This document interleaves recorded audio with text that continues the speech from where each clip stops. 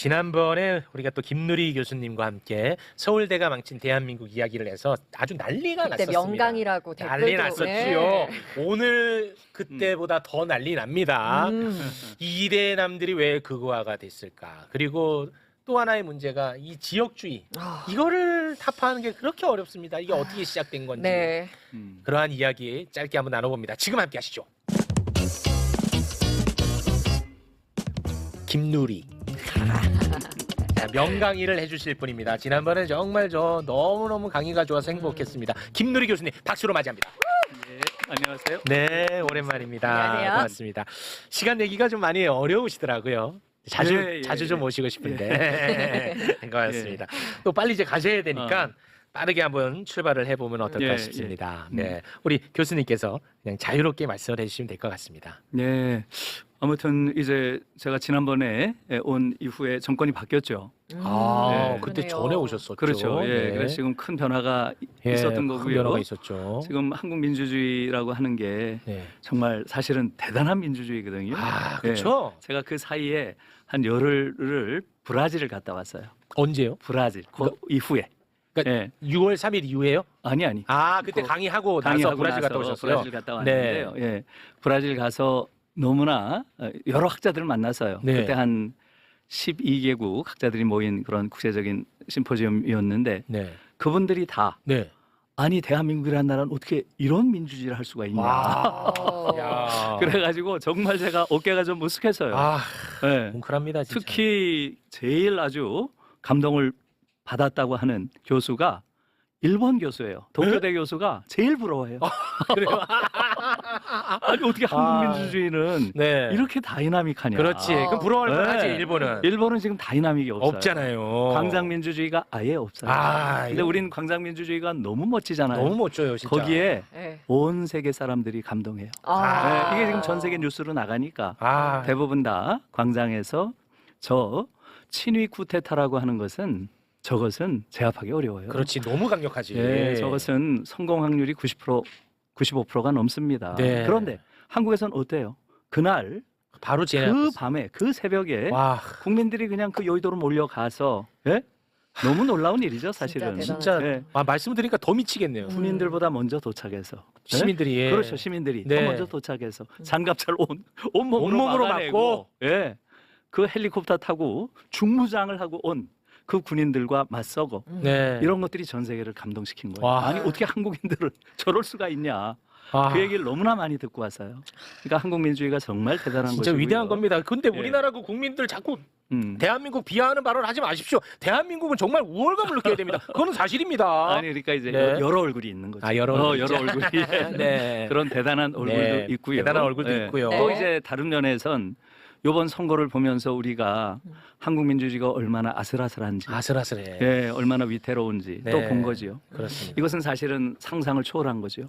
아. 지금 대통령 후보로 나오는 자가 최소한 내란에 대해서는 반대하고 거기에 대해서 비판하는 자가 나오리라고 대부분 생각해요. 그렇죠, 그렇죠. 대부분 다 너무나 상식적인 이야기죠. 예. 그런데 내란 반성을 안 했다고 해갖고 자기가 후보가 됐다고 자랑을 하고 있어요. 그렇죠. 맞아. 예, 내란을 옹호하고 지지하는 그런 자가 가장 강력한 지금 야당인 그러한 곳에 후보가 됐다는 것은 한국 민주주의가 이것은 하시라도 아슬아슬. 또 다시 맞아. 쿠데타 세력에 의해서 뒤집힐 수 있다. 맞습니다. 이걸 보여주는 거예요. 그걸 보여줬죠. 너무너무 끔찍한 거예요. 맞습니다. 그런 후보가 나왔다는 것 자체가 너무 놀라운 거고요. 우선 두 번째 뭐겠어요?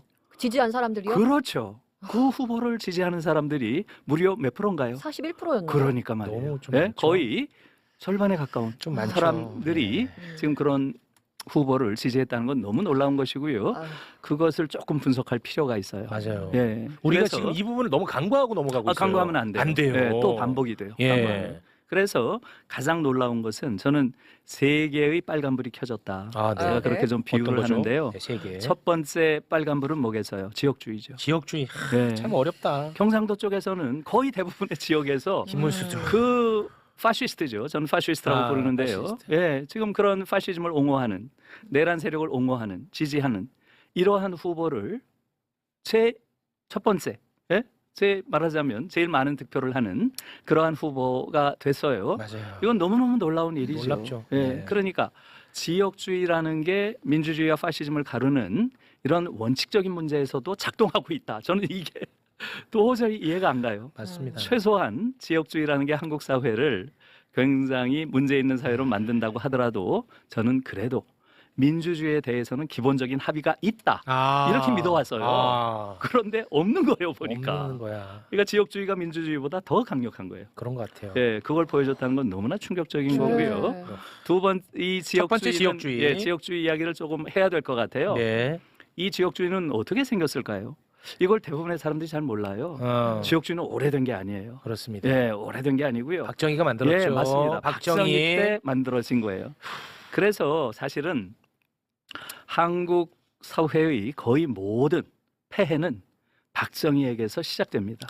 이게 너무나 놀라운 일이에요. 그걸 좀 국민들이 이제 인식할 필요가 있어요. 네. 저는 동대구역 앞에 갈 때마다 정말로 이렇게 역사의식이 없는 민족이 있는가 그런 생각을 해요. 동상. 예, 동대구역 앞에 박정희 동상을 세워놨어요. 나는 야 어떻게 저런 것들이 가능한가. 예를 들면 베를린에 히틀러 동상을 세운다는 걸 상상할 수 있겠어요? 아유, 큰일 나죠. 도저히 있을 수 없는 이야기죠. 네. 지금 박정희에 대해서 지금도 대부분이 잘 몰라요. 박정희의 문제를 여러 개 있지만 그중에 중요한 문제만 한두 개 골라서 이야기를 하자면 네. 제일 중요한 문제가 뭐겠어요? 결국은 친일의 역사. 이게 아. 박정희에게서 시작하는 거죠. 친일의 역사. 네, 우리가 다 알다시피 일본 육사 만주 분교 거기서 말하자면 일본군 장교로 양성돼서 만주에서 네. 독립운동 하던 사람들을 때려잡던 이러한 자가 어떻게 해방된 나라에서 대통령이 되나요? 그것도 모자라서 그 딸이 또 대통령이 돼요. 네.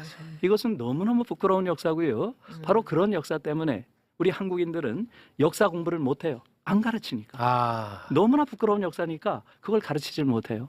그러니까 역사를 왜곡하거나 축소합니다. 그래서 한국인들이 말하자면 역사에 대한 기본적인 의식이 너무 부족한 것이고요. 그게 부족하니까 박근혜 같은 자가 또 대통령이 되는 거예요. 이런 문제가 아주 근원적인 문제고요. 아휴. 두 번째 아주 큰 문제는 바로 군사 쿠데타의 효시라는 거죠. 예, 지금 박정희가 1961년에 박정희 소장이 5.16 총 들고 나와서 군사 쿠데타를 시작한 이후에 그 아류들 전두환, 노태우 소장이 나와서 네. 무려 32년 동안 군인들이 총 들고 국민들을 협박하면서 지배한 이런 야만적인 나라가 어디 있어요? 그 디네이가 네. 없어진 줄 알았는데 윤석열한테 남아 그렇죠. 있었어. 그런 게 지금 윤석열이에게도 이어져서 남아 있었어요. 지금까지 온 거예요. 그리고 41%를 또 획득했고. 그러니까 그러니까요. 이 DNA는 계속된다고 봐야 돼요. 계속 된다고 봐요. 그렇죠. 그래서 이 부분에 관련해서는 저는 지금 육사에 대한 대대적인 변화가 지금 필요해요. 육사. 육사 교육이 끊임없이 이 쿠데타의 행동 대장들을 만들어내는 그러한 역사죠. 최근에 문장열 교수라고 국방대 교수, 이분 자신이 육사를 나온 장군이에요. 이분이 이제 국방대 교수를 오래 하셨는데 이분이 최근에 쓴 글을 보니까 육사를 개혁하지 않으면 이러한 쿠데타는 계속될 수 있다.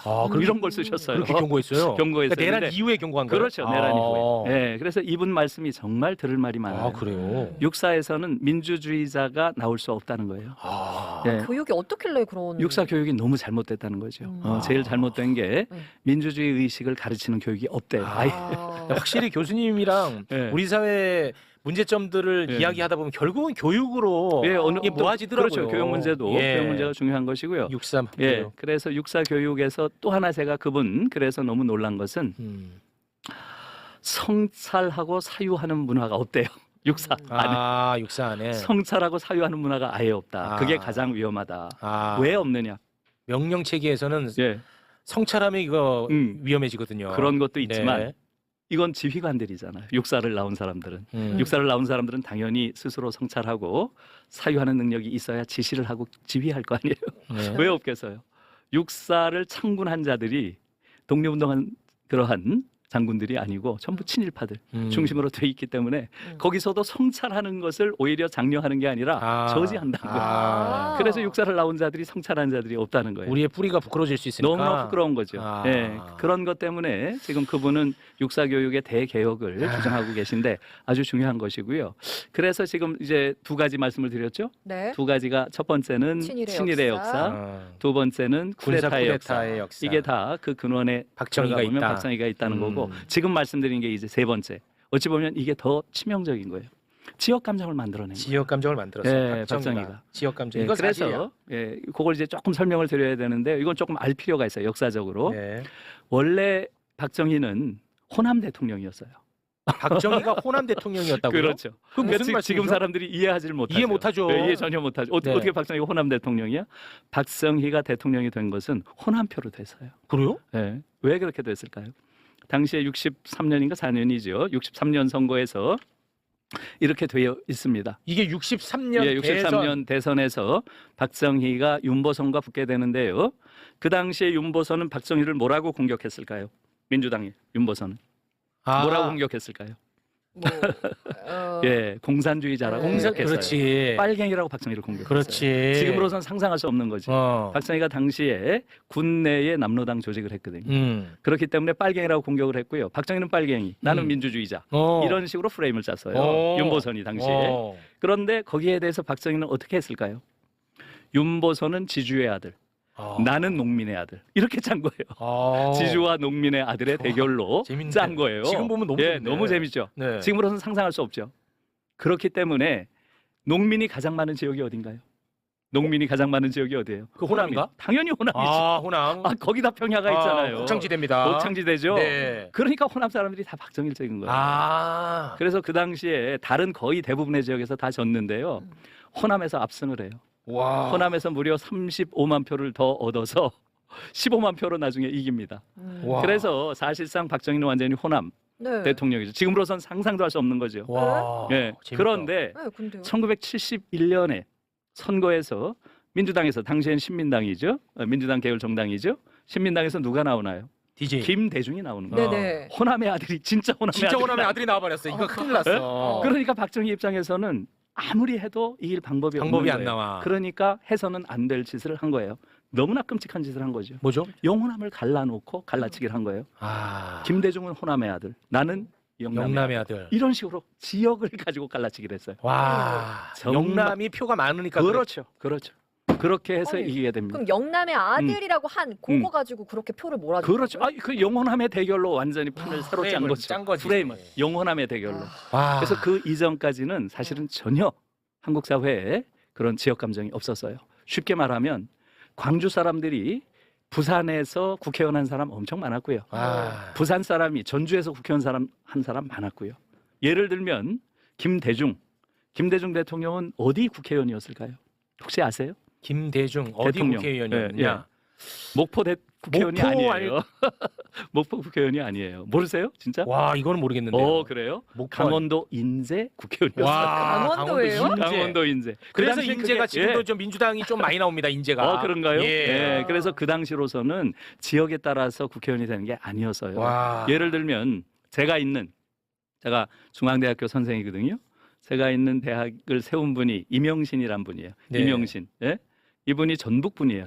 전라북도 분인데 이분도 국회의원을 했어요. 어디 국회의원을 했을까요? 예. 전북 분이.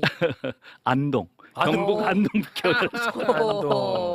그러니까 그 당시만 해도 70년 이전에는 지역을 안 따졌어요. 정치에 들어올 아예. 여력이 없었어. 그렇죠.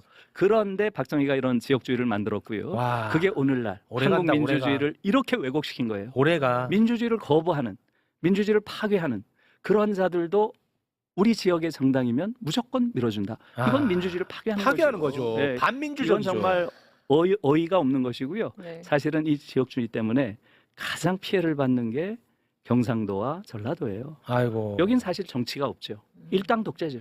이 지역은. 음. 그러니까 이 지역주의에 가장 큰 피해를 받는 것도 지역주의에 사로잡혀 있는 그 사람들이에요. 지역 사람들이야. 그렇죠. 거긴 정치가 없잖아요. 가장 사실상. 발전이 더디잖아. 그렇죠. 예. 그래서 그런 겁니다. 그래서 사실은 한반도 전체를 놓고 보면 북쪽은 일당 독재인 거 우리가 알죠. 네. 중부 지역만 약간 정치가 있고요. 네. 아래쪽으로 내려오면 영호남이 또 일당이에요. 아. 그래서 아주 기형적인 이러한 문제를 낳은 게 지역주의고요. 그 근원에는 박정희가 있다. 이제는 이것을 넘어서야 돼요. 이제 넘어서. 근데 이게 네. 보면은 혐오 정치, 갈라치기 정치, 음, 이 프레임 정치가 너무 잘 먹히는 거야. 그렇죠. 너무 쉽고. 너무 쉬우니까. 예. 예, 맞습니다. 그래서 이제 첫 번째가 아유, 경상도 쪽에서 여전히 내란을 동조하는 정당이 제1당이 됐다고 하는 건 한국 민주주의에 너무나 뚜렷한 빨간불이고요. 네. 이 지역주의를 넘어서지 못하면 민주주의는 어렵다. 넘어서야 하는 거고요. 됩니다. 두 두 번째는 번째 아마 우리 사회에 들어진 그림자. 첫 번째 그렇죠. 지역주의, 두 번째 예, 두 번째는 아마 여러분들도 충격을 받았겠지만 20대, 30대, 특히 20대에 있어서 성별에 따른 너무나 커다란 그러한 선거 성향의 차이죠. 너무너무 놀라운 이거 거예요. 완전 정말 예. 특이한 현상입니다. 도- 모든 연령대가 성별하고 같이 갑니다. 그렇죠. 그 맞습니다. 정치 성향이. 예, 거의 근데 비슷하게 20대만 여자 남자가 그렇죠. 너무 다르더라고요. 너무너무 다르죠. 이건 정말 너무 놀라운 현상이고요. 놀라운 현상입니다. 이건 뭐 해방 이후에 처음 있는 현상이에요. 처음 있는 현상이고요. 네. 지금 대체로 알겠지만 남성들 같은 경우는 민주당이 한 27%밖에 안 되고요. 네. 나머지 거의 70% 이상이 보수 정당을 그렇습니다. 찍은 거죠. 네. 그런데 더 놀라운 것은 그 보수 정당과 또 하나는 사실은 수구 파시스트 정당이죠. 지금 국민의힘은 저는 수구 파시스트 정당이라고 봐요. 네. 저는 그 이전까지는 수구 보수라고 불렀는데 요번에 보니까 수구 보수가 아니에요. 보수가 아니야. 쟤는 완전 파시스트 정당이죠. 파시스트. 민주주의를 부정하는 그렇죠. 그러한 정당이기 때문에 이 수구 파시스트 정당의 젊은 이대남들이 세대의 35% 정도가 야. 지지를 했다는 것은 도저히 이건 믿을 수 없는 현상이에요. 그 어제 이제 MBC에서 이대남 뭐 예. 인터뷰했던데 예. 그거 잠깐 좀 보고 와서 예, 그래요. 이야기를 그래요. 이어가겠습니다. 예. 잠깐 한번 좀 듣고 오겠습니다. 그러니까 뭔 짓을 했어도 그냥 끝은 보고 가야지. 그냥 마음에 안 든다고 계엄 하나 때렸다고 또 내려가라 이거는 좀 아닌 것 같아서요. 와, 계엄 하나 때렸다고 때렸다고. 너 내려가라. 저는 진짜 충격 너무 많이 받았습니다. 저걸로. 예. 여기에 대해서는 이제 여러 가지 이유가 있겠지만 와. 지금 특히 우리나라에서는 계엄에 대한 정확한 감각이 없어요. 계엄이 뭔지 잘 몰라요. 계엄이 뭘까요? 한국말로는 이 계엄이 잘 안 들어와요. 그죠? 말이 좀 어렵죠? 좀 어려워요. 오. 예. 계엄이란- 독일 말로는 쉬워요. 독일에서는 이걸 크릭스 레히트 이렇게 하는데요. 네. 크릭이 전쟁이에요. 레히트가 법이고요.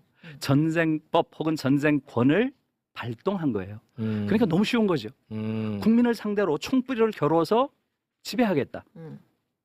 국민을 완전히 전쟁 상태로 몰아서 국민을 적으로 삼아서 지배하겠다. 이런 얘기예요. 도저히 용서할 수 없는 거죠. 용서할 수 없습니다. 예, 이거는 그런 가장 나쁜 짓입니다. 가장 나쁜 짓이죠. 네. 예, 한 인간이 저지를 수 있는 어떻게 국민을 상대로 네. 총뿌리를 겨루고 실제 대한민국 형법에 가장 나쁜 놈으로 규정하고 있고요. 그렇죠. 네. 그래서 가장 엄한 법으로 규정하는 이유가 거기에 있는데요. 지금 특히 그러면 20대 남성들의 이런 경향을 어떻게 볼 것인가? 이것은 두 가지 측면에서 봐야 돼요. 네네네네. 네. 첫 번째는 세계적인 추세와 일치해요. 세계적 추세라. 네, 그걸 우리가 같이 봐야 돼요. 지금 이것은 전 세계적으로 지난 한 10년 동안 여성들이 점점 진보적인 젊은 여성들 20대까지 진보적인 경향을 보이고요. 남성들은 보수화하는 경향을 보여요. 그런데 우리의 경우처럼 극단적으로 보수화하는 경우를 보이는 나라는 없어요. 가장 극단적으로 보수화되는 세계적 경향을 추세는 보이고요. 맞는데 우리가 맞아요. 가장 극단적으로 가장 가고 있어요. 극단적이에요. 제가 그 그림을 하나 보여드렸으면 그래요? 좋겠는데 그 그림, 저걸 한번 보세요. 네, 네. 뭔가요? 저 그림을 보면 저게 이제 젠더 이데올로기 갭이라고 되어 있는데요. 네. 네, 그걸 한번 보세요. 저게 사우스 코리아, 그 다음에 US, 미국, 그 다음에 저머니, 그 다음에 UK가 이제 영국이죠. 네. 이 네 나라를 지금 비교하고 있죠. 네. 예, 지금 보세요. 지금 UK, 영국의 경우는 저게 이제 29세까지, 18세에서 29세까지의 정치 이데올로기의 성향을 지금 본 거예요. 그런데 지금 UK라고 하는 영국에서는 대체로 어떤가요? 남성이 약 진보 지수가 20에 여성이 한 40대니까 한 20 정도 차이가 나죠? 네. 그 정도가. 네, 네. 그다음에 저머니, 독일의 경우는 남성이 한 0 정도고 여성이 한 30 정도 되죠? 한 30 차이 나요. 네.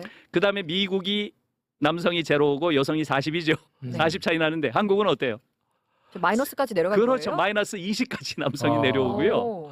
그다음에 여성이 한 30대니까 한 50 차이 나요. 아. 그래서 이렇게 급진적으로 차이가 나는 이런 왜 나라는 그렇지? 지금 없고요. 왜? 그래서 한국형을 이렇게 하품형이라고 이야기를 해요. 입이 쫙 벌어졌다. 예, 입이 쫙 벌어져서 이게 하품형이라고 이야기를 하는데요. 심각한데. 왜 그럴까? 왜 이게 그럴까? 이제 궁금한 거죠. 네. 왜 이렇게 한국은 심할까요? 매불쇼 자체 분석을 한번 한 적이 있습니다. 그렇습니까? MB의 국정원을 우리는 그래요? 지목을 했습니다. 이 문제에 예, 대해서. 아무튼 그런 이제 음모론적인 부분도 음모론 있겠죠. 적은 아니에요. 네.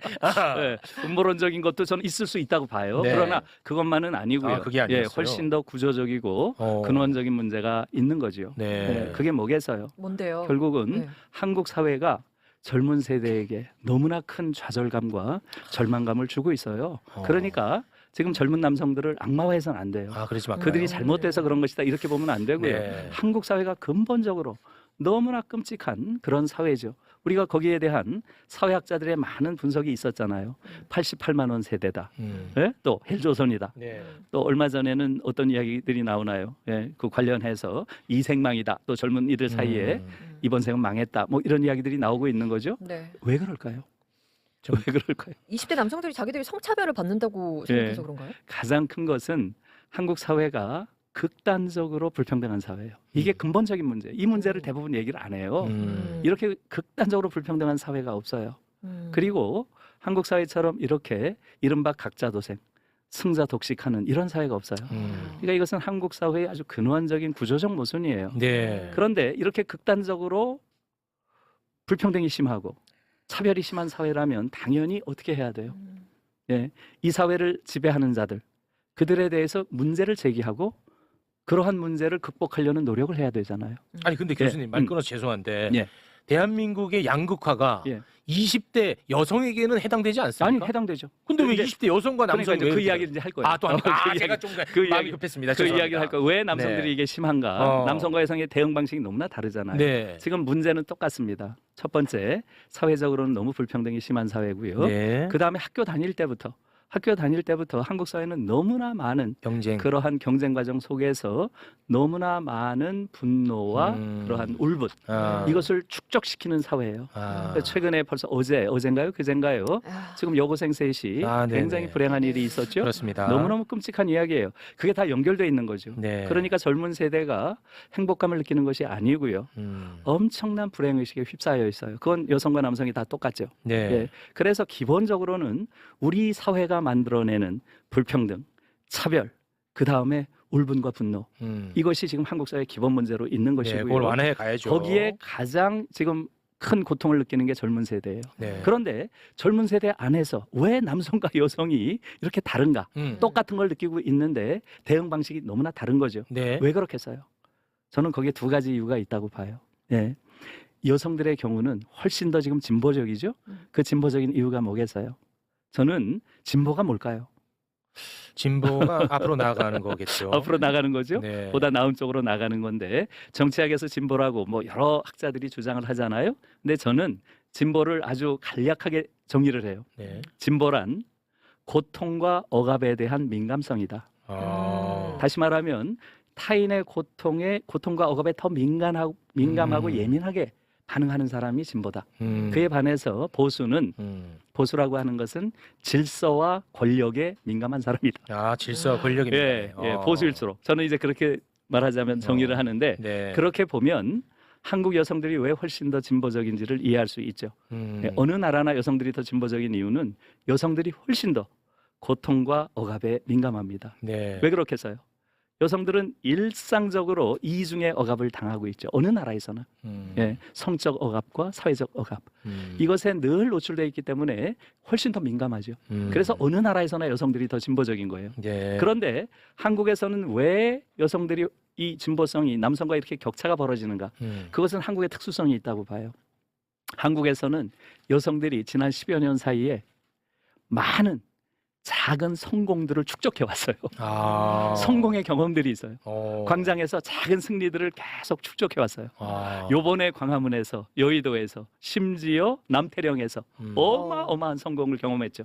저는 이게 한국 사회의 미래의 가장 큰 희망이라고 봐요. 네. 이러한 축적된 성공의 경험이 여성들을 훨씬 더 빠른 속도로 진보적인 그러한 존재로 만들고 있고요. 네. 한국의 남성들은 성공의 경험이 없어요. 그런 거. 예. 남성들이 언제 성공을 해봤나요?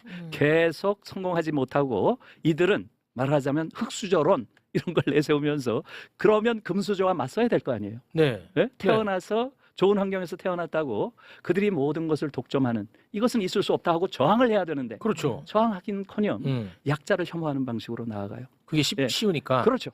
그래서 이게 아주 전형적인 파시스트들의 행태예요. 그렇기 때문에 지금 이제 제가 최근에 이 파시즘 연구의 아주 세계적인 권위자가 네. 테오도르 아도르노라고 하는 철학자예요. 독일 네. 철학자인데 이분이 쓴 책에 이런 말이 있어서 깜짝 놀라서요. 파시즘 운동은 세계 몰락의 판타지를 먹고 산다. 세계 몰락의 판타지.